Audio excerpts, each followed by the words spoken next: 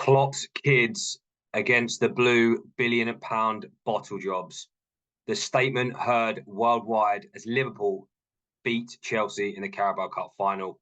Today on the Lost in Possession podcast, we relive my Wembley nightmare, we dissect Neville's comments, and we debate where the hell did Chelsea go from here. Roll the intro.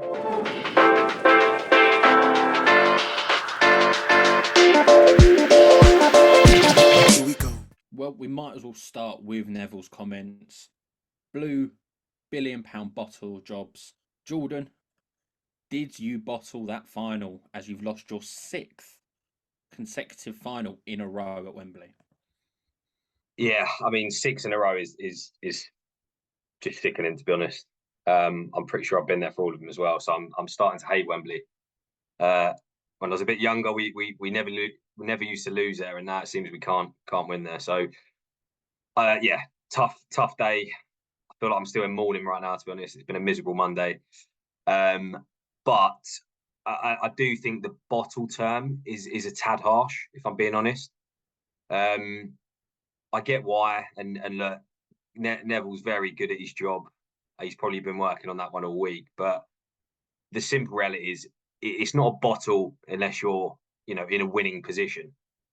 And we weren't in a winning position at any point. We talk about people bottling, the title, bottling this, bottling that. So specifically on that comment, I think it's a little bit harsh. If we're 2-0 up and we throw it away, I think that's bottling it. I think, being honest, what Neville's referring to is that extra time period where I think for everyone watching it, the last 15 minutes of normal time, we took control of the game. We had chance after chance after chance. And I was sitting there going, we've got them here. You've got the so-called kids on the pitch for Liverpool. We've got apparently an experienced side in Chelsea, dominated the last part of the game. I fancied us an extra time to go for it. And to be fair, we were poor and we did sit back. So in that regard, maybe that's what Neville's referring to when he says bottle jobs, i.e. we sat back and didn't really go for the win. We'll get on. I mean, we'll talk numbers. Obviously, the kids' comment's been bugging me a little bit because I think context is important. You've probably seen the stats by now. I'll read them off quickly now. Starting 11, average age for Liverpool, 25.8. Chelsea, 23.9. So we had a younger starting squad. By the end of the game, with all the subs and everything, Liverpool 24.1, Chelsea 22.6. So the kids' comment I don't like. I know what he's trying to say. It's academy players, but we have to be sensible with where Chelsea are at. We've spent a lot of money, but they are young players. So yeah, a little bit harsh on those comments, I think. Reese, what did you make of Neville's comment of the £1 billion bottle jobs of Chelsea? I thought that was a bit harsh. Yes, statistically they were younger, but no one expected Chelsea to be there. So it's it's not really a bottle job. With the season they've had, very up and down, all over the place, fragmented. No one expected them to be there. So realistically, it's not a bottle job. But I suppose people would argue the money they've spent. But then again, I don't think that really matters because they've spent it on young players. I think the big concern, and where I agree with Neville, is the fact that Liverpool had no strength in depth on the bench. Chelsea did, and that's where it was poor for Chelsea, and they didn't have the experience either, that Liverpool bench. I think they had Gomez and Tsimikas, but Kwanzaa's not really played that much, has he? Neither has Dan's. So yeah, it is harsh. It is harsh. But Liverpool were led by Van Dijk, which is what got them over the line in the end. So I don't think Chelsea should be too hard done by this, and I don't think they should be too critiqued by it. But I also see Jordan's fact that they were there for the taking in extra time and they didn't go for it, and that is shocking. They should have really gone for that. Thank you so much for watching so far. I will be very quick in this. All we ask is, could you hit that subscribe button for us? It helps us more than you know. We're trying to grow the channel. I personally am setting a target of 500 subscribers by the end of the season. if you could really help us out, that'd be great. Right, back to the video. I think from the game though, what you're saying there with the last sort of 15 minutes, Chelsea should have scored. They had the chances to score and fluffed it. So in that terms, it was a bit of a bottle. I also agree with you both. It wasn't a full bottle job. You've got to remember, this is 11th in the league, playing top of the league, and apparently 11th have bottled it. So yes, you can talk about the money and all that, but it's not a bottle job. I think that term gets thrown out too much because it's clickbaity. Yes, we will do it ourselves. It will be in the thumbnail, but that wouldn't have been in there if it weren't for Neville's comments. So I don't think it was a bottle job in that sense. I also do have a bit of a bone to pick with it being Klopp's kids, and all this stuff. And then it gets the big old praise of Liverpool's academy have done all this. Now, I've just got sort of in front of me where the ages are. So Kwanzaa was joined at 8 years old. Definitely include him as brought through the academy. Dan's joined at 8 as well. Then you've got Bradley Elliott, Naomi Doak, Clark, and Baltic, all joined at 16 years old. That's not coming through the academy, but that obviously doesn't fit the narrative. Now, there are other aspects to that, but coming in at 16, that's not your academy. That's you've brought in decent young players from other academies. It's not saying Liverpool don't bring through any, because I mentioned 2 of them there. There are others around the sort of 11-year-old mark. But I don't like that narrative of it's Klopp's kids, it's come through the academy while he's been there and all that stuff. It's pretty much bollocks. But going back to Chelsea, like I mentioned to you at the start, Jordan, 6 finals lost in a row. But the weird thing is, it's sort of like, it's good that you're getting there. Yeah. But to go there so many times and lose, I think it's 4 times you've played Liverpool and lost there in that 6 as well. So it's just like one big bogey team against you. I think the other one was Leicester, and I can't think of the last one. It might have been Arsenal. So, and probably in them games, I'd say only the Leicester one you would have been favourites, and probably Arsenal at that point you were favourites. So 2 favourites out of 6 not winning. Winning is not great, but it's not awful at the same time, because Liverpool should be favourites, because since Klopp's been there, they've been better than you. They've been better than Chelsea, I think. Maybe the odd first 2 years under Klopp. So I think the bottle job's a massive over exaggeration, but the £1 billion part still stands no matter what age your team is, and with that amount of money, you should be expecting trophies. Yeah. The problem is for us where we're at is how it's been spent. The frustrating thing is when obviously Roman left, there was this narrative of Chelsea are finished. And I've said this before on a podcast, it's kind of ironic how it's all happened. We were down in the dumps. Everyone thought Chelsea were going to go back to the mid-table days and jokingly get relegated. And then Bowley came back. Everyone was like, laughing. And then it seems to have gone the other way. So it's funny how football works. But again, to go back to that point, we have spent a lot of money. But us as fans, like I was saying in the office earlier, like it's annoying now for us as fans because we win trophies. If we win that yesterday, oh, yeah, well done. You beat Liverpool's kids, but you spent £1 billion. We go and win trophies. Oh, but you spent £1 billion. You spent £1 billion. It constantly now it comes back to the money. So for my side as a Chelsea fan and many others, it's frustrating because it's not like we've spent that £1 billion on massive quality. And I get, again, we got to look long term.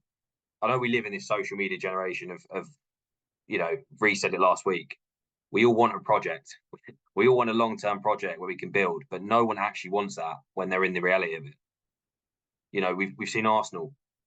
Arsenal have a banter era for what, 7 years? Not been in the Champions League for 7 years. And they're a massive club. You've had United go through it. Liverpool might even go through it, by the way, when Klopp leaves. We don't know.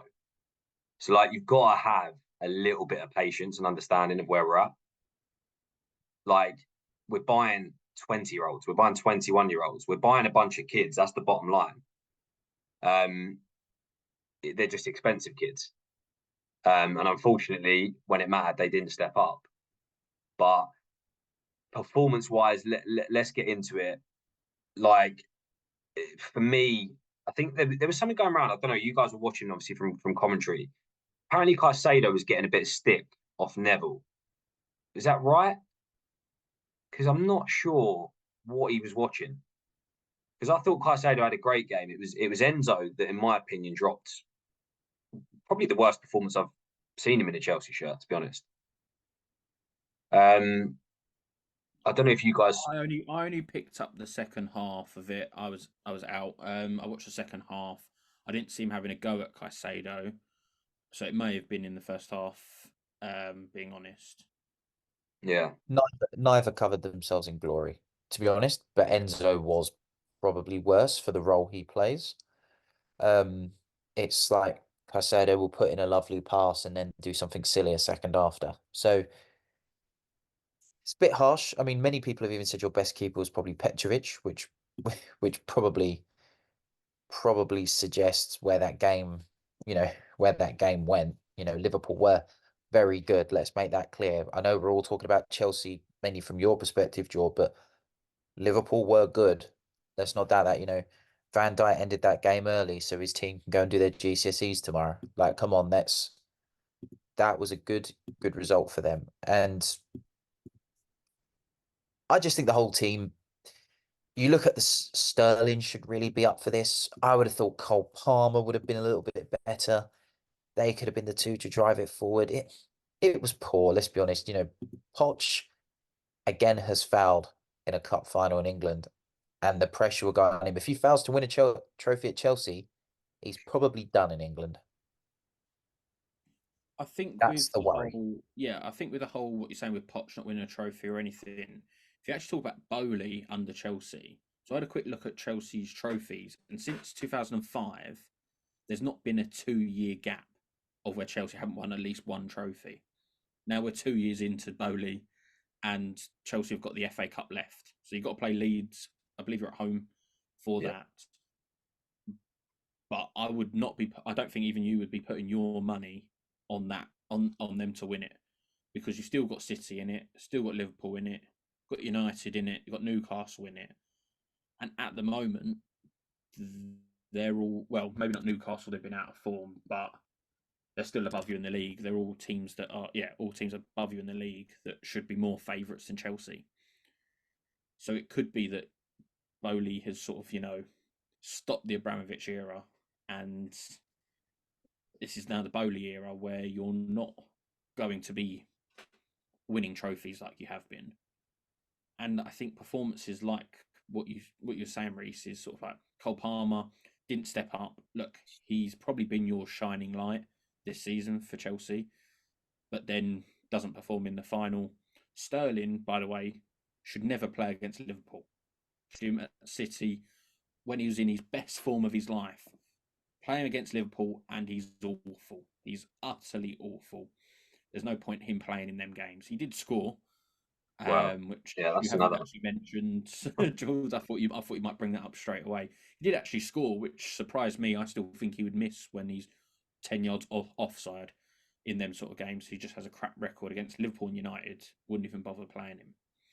I mean, before we saw a lot of people at, particularly after the thing, saying about how much they want Roman Abramovich back and things of nature. But like, this isn't all Bowley's fault. Like, Chelsea had been on a bit of a decline, really, before he'd even come in. Yes, they'd won the Champions League in 21, but again, that's mostly a new manager bounce. The team hadn't been that great. I mean, you finished, was it fourth in 2021 when you were expected to probably go and win the league? 21-22, sorry, under Tuchel. 2021, yep, you finished fourth. 19-20 with a transfer embargo, you finished, lost the cup finals there. 18-19, when you won the Europa League, you didn't have a great season either, domestically. So it's been a decline for a while. So it does make you think, what is the problem? Because Chelsea had taken one step forward and two steps back. They'd been in decent form before this final, the draw at City, you thought they would have been buzzing to go into this game against Liverpool. So I'm not quite sure what the problem is, but Jordan, what do you think the issue is? Because it seems like to me, maybe is it just the team have had their moment? I You know, think it's really tough. I think it's really tough to put your finger on it. But I think what's happened is between Roman leaving, Bowley coming in, managers coming in and out, some experienced players leaving. I think a sort of culture of it's okay not to win has kind of seeped in a little bit because you lose as you lose all these experienced players in the boardroom, and as you lose, a manager who's got a dominant record or a manager who's won a trophy, you just lose a bit of that confidence. And I think, it's hard to get back. And you've got to remember as well, like the media, because of the money we spent. So this is where Bowley's got to take some responsibility because yes, he spent the money, which I don't want to be ungrateful for, but you've got to spend it in the right way because now, as I've said earlier in the podcast, it's just £1 billion, £1 billion. You spend £1 billion, you're 11th. You spend £1 billion, you bottle the final. Da, da, da, da, da. Like, it's just frustrating that that's now our label. And I do think it seeps through the club, right? You have a few bad seasons, the media are on you, the fans turn a little bit on you. No one's 100% confident. And you saw it with Klopp yesterday, like, even in extra time, it sounds stupid, but there was a big LA chant from Liverpool fans in extra time where literally everyone was on their feet going mental. And it sounds stupid, but little things like that give the players belief. Klopp, like last year, I know it's youngsters, but Klopp last season, season before, getting to finals, beating us twice on pens. It's just these little things that I think add up over time where it's just a different culture now. And as frustrating as it is. Is it not just an end of an era? Because you've got to remember, like I said, with the stat I said, you'd won a trophy every season, well, like at least having like a 1 year gap for nearly 20 years. Like, you can't continuously winning trophies. Like Arsenal have won an FA Cup here and there, but they were never like what they were when Wenger was in his best sort of period. United as well, like the United haven't challenged for a title properly for 10 plus years now. Chelsea, sort of like Liverpool had that spell. Look, they hadn't won an actual Premier League title till what was it, 4 years ago? 4 years ago. Era's come to an end, and I'm under no impression that when Pep goes, there will be a drop off at City. Now, I'm hoping we still continue. I just don't think we'll be as good as what we are under Pep. It feels like it is just a bit of an end of an era for Chelsea where you've got to rebuild. However, you can't let standards slip so much where you get into the toxic relationship with the fans and the club like Arsenal had. Because you've got to remember they were completely booing Wenger, they were booing Emery, and at certain points they are at the early stages wanting Arteta out. And I think if Arteta didn't have the season he had last season, he would have been out, or the fans would have been calling for his head. And that's what could be coming down the road for Chelsea. Because I've seen sort of TikToks of sort of like it's like Chelsea's version of Arsenal fan TV, and these guys are going, where is our experience? You build a team with a mixture of experience and youth, and Chelsea have just gone, nah, sod the experience. We've got Thiago Silva, who's 57. That's our experience. He'll cover for the rest of it, which it just doesn't work like that. You need to be buying someone who's got the experience, but you've also got to bring in the youngsters. I think it's a mixture of both, and Chelsea have just completely ignored that. Now, Bowley's like to rip up some certain templates with offering 8-year deal contracts and things like that. But on the football pitch, even with United, when they won it with kids, they didn't. You can even ask Gary Neville himself. He said, "We did not win that with kids. We had the experience in the changing room. We had some kids. Don't get me wrong, but they had that experience, and I think that matters massively. And that's what Chelsea lack completely all over the park." This is the thing you're saying as well is is this isn't, you know, the game yesterday is not testament to Chelsea's current struggles. When we say about that end of eras, you know, all those clubs have something in common. It's a manager coming to an end. This is an ownership thing for Chelsea, which I can understand the resentment towards Burnley, because Abramovich brought chaos, chopping and changing managers regularly, but it brought success. But then Bowley's come in and it's changed. You know, it's taken teams ages to adjust when their manager leaves. But for Chelsea, it didn't really matter so much. But the owner leaving has changed everything. I agree with Bowley's approach. 8-year contracts, youngsters, grow them up. It's a very American approach, and I believe it is the right thing for football to be doing this approach. But there's two things that you really need to see from here. In modern football now, regardless of that approach, you can't win anything with kids, and you can't win anything without spending money. So realistically, they're spending money, but they're buying kids. So they need to bring in the experience. They should have gone for Jordan Henderson in January. He'd have been available. Bring him in. Help people like Gallagher out.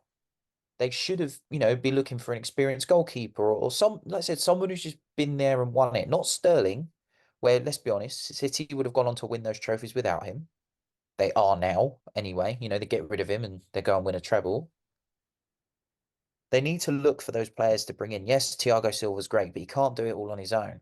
You know, Chelsea's team under their most successful period had experience. Even when John Terry was 24, there was still the likes of Makelele in the team, or, you know, Drogba was in his mid to late 20s when he joined Chelsea. Lampard was in his late 20s when Chelsea hit that peak period. You know, you got to bleed them in, and they need to find those players to bring. I'm not saying bring in coaches, you know, don't bring in the Terrys or the Lampards in the back staff.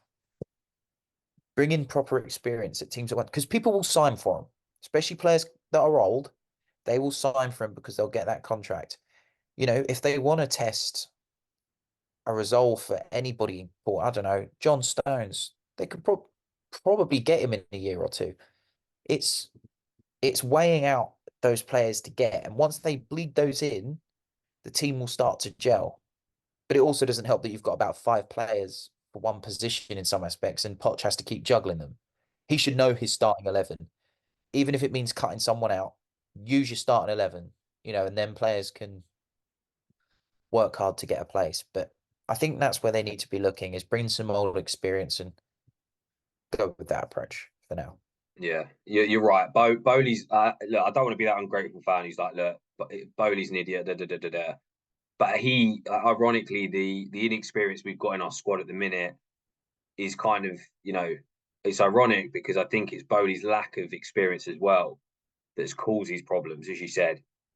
Signings like Mudryk, just you know, flashing the cash, bit of ego, which at the time we all loved, right? We all loved him beating Arsenal to Mudryk. We all loved beating Liverpool to Caicedo. Genuinely, I was buzzing about that.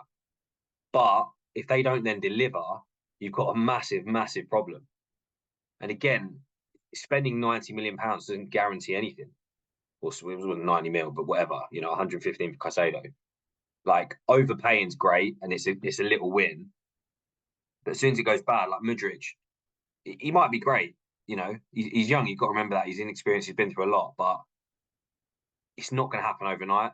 And I think he's as you said, Reece, he's shifted it too far to the high, you know, the football manager vibe where you sign a load of great wonder kids. And actually, look, genuinely, we probably will have some serious future superstars in our hands, right? But it doesn't matter. I don't care. Like, you need a blem right now to win trophies. And as you said, you know, go back and look at all the trophies Chelsea won the last 20, 25 years. It's always been a perfect blend of youth and experience. And that's what you need. And I think that's where Bowley has got blood on his hands, because he has gone too far to the youth. And now we're in this weird period of where, like, we're going to suffer for 2, 3, 4 years. My only hope is that it doesn't last as long as Arsenal's banter era, United's, etc. But yeah, Jamie said you change of era, but for me, it's a banter era. But the fact we're still able to get to finals when we're at our worst point is slight reassurance for me. But look at Liverpool yesterday. Who wins their game? The experienced player. Yeah. What does that say? He delivers when it matters. People have said Van Dijk's slowing down or whatever, but he delivers. Liverpool were good yesterday, and Van Dijk and Robertson were testament to that. You know, take them out with those other injuries, whatever, that team would not have won. It just goes to show how important experience is and how they drove that team on and how priceless, and why, in my opinion, Van Dijk has to be in the conversation for arguably one of the best centre backs the Premier League's ever seen. And people will go, if I'm judging it off that one game yesterday, fine. But it just goes to show that they will always come up when it matters. That's why they're so important. Chelsea will be fine. They've got the fan base, they've got the location, they've got the appeal.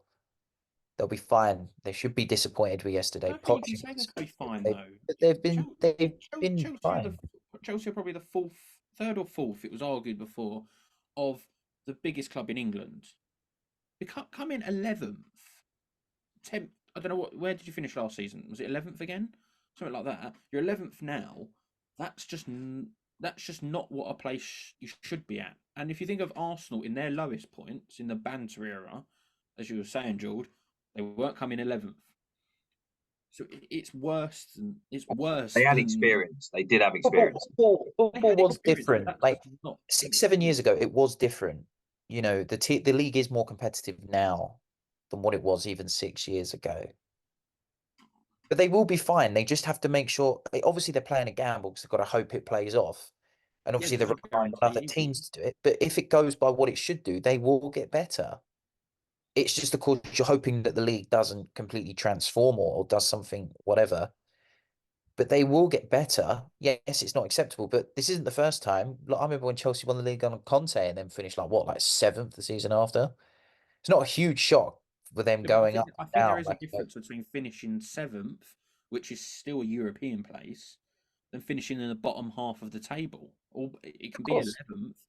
I know they spend money, but they're still kids. And doing also, better than what's young but teams. It's also, it doesn't guarantee success long term either. Because let's say City in let's say you said 3 or 4 years, Jordan. Let's say City just continues to buy 25, 26, 27-year-olds. They can still easily be competing, if not doing better than a side that Chelsea have spent £1 billion on for eight years in this 8-year contract that they've got. It doesn't guarantee success. Liverpool could be better. Sorry, not better, but they could have rebuilt and have a squad. United could be getting their act together. I think it's such a stupid risk, in my opinion. You spent too much money, and you're getting absolutely nothing out of it. Yeah. Getting to finals is fine, but who did you actually play to get to the final? Yeah, I mean, Newcastle on pens was the only real Newcastle real on test. pens. Brighton as well, who were in good form at the time. Yeah, I mean, you have to beat what's in front of you. But at the end of the day, yes, I would argue, look, I believe football should go down the Bowley approach and allow players to progress properly. I do believe that, but that's a conversation for a different day. Man City, how their transition is going to go, I don't know. They've got a few players they're going to have to replace in a couple of years. Same with Liverpool. That could be when Chelsea get ready to pounce. We don't know. It all depends, it's probably better that you're going for it now than you are when probably everyone else goes through it. It's like the England national team. We were lucky to be going through a good stage when all the other teams were transitioning, if that makes sense. So that's when you're going to want to pounce. Yeah, and you can make the optimistic argument, I think, that in 3-4 years, assuming we keep this core of players and we keep a manager, you get a few go from City, you get a few go from Liverpool, we could be up there competing. That might be too optimistic, I don't know. But Jamie, I agree with your point. 11th, 10th is embarrassing and just not good enough, particularly with no European football. That's unacceptable.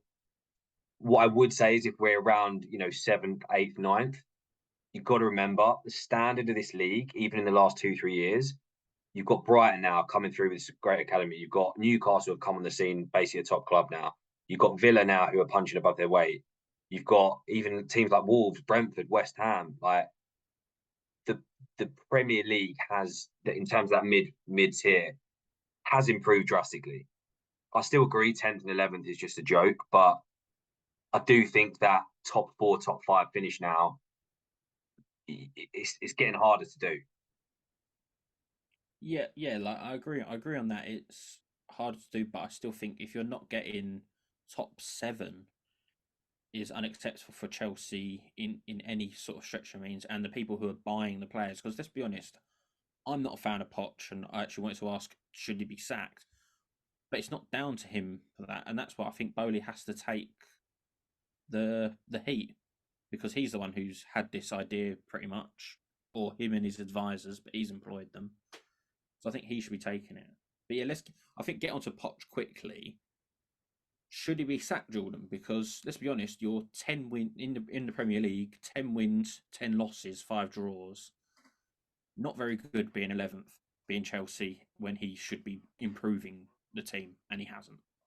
Yeah, I mean, at the minute, I'm kind of going against what seems the tide on social media. You know, if I had to put a number on it, I'd say looking at social, 80-90% want him gone. I'm a little bit more on the other side. I think, yes, he's an ex-Spurs manager. Yes, he's lost a couple of finals, but we know he's a good manager who can improve young squads. We've spent a lot chopping and changing. I know it worked for us in the past, but it's a different owner, different era, different manager. It's a whole different setup, basically, is what I'm trying to say.